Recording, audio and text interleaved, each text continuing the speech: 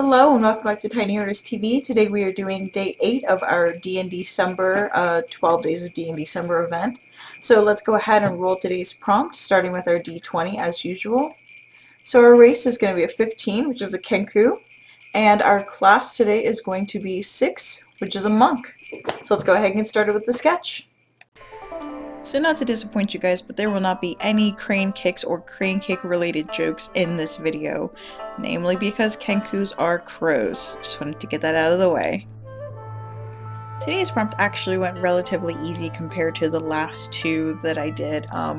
In days 6 and 7, I had to kind of struggle through several different poses and sketches before I was happy with one, whereas this one I kind of already had in my head what pose I wanted to do for my monk character. It was just a matter of translating it into this Kenku body, which is not all that difficult because Kenku are typically a little more squat than humans, with the main difference of course being, you know, a beak instead of lips, and then talons instead of hands and feet.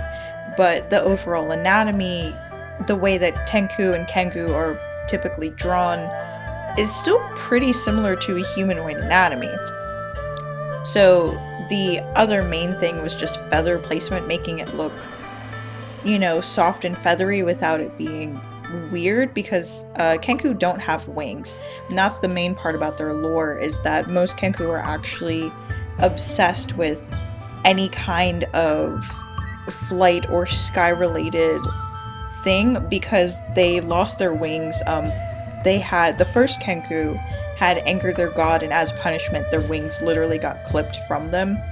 So Kenku typically tend to pick classes, or I guess Kenku players pick classes that allow their Kenku to explore that part of their psychology and backstory, where they're always trying to gain flight or gain access back to the sky. And so for me to roll a monk for this character is actually very fitting, because higher level monks can actually basically just like anime hop anywhere they want to. They have featherfall, extended jumps, just things that let them basically defy gravity. And actually designing this character, I realized that this is a really good character build because monks already, like, their fists are weapons, but with this being a Kenku monk, it amplifies that because they have talons. So not only would you be able to do bludgeoning damage, you would be able to do slashing damage with your attacks, which is a pretty deadly combo.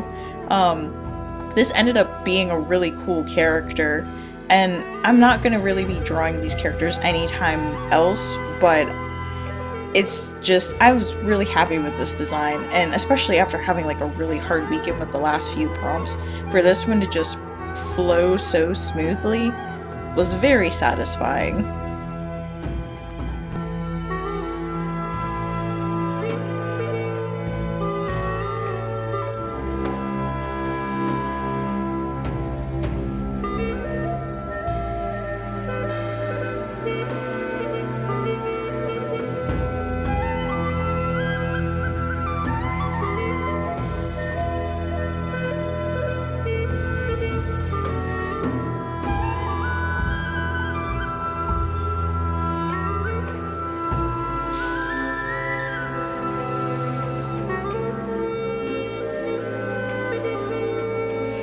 Instead of putting the highlights on a separate layer for this one, I ended up just picking 2 different color paintbrushes and cutting in the shapes with the first color to make it look like feathers and texture, and then just doing the highlight with, as you can see, this like softer pink color.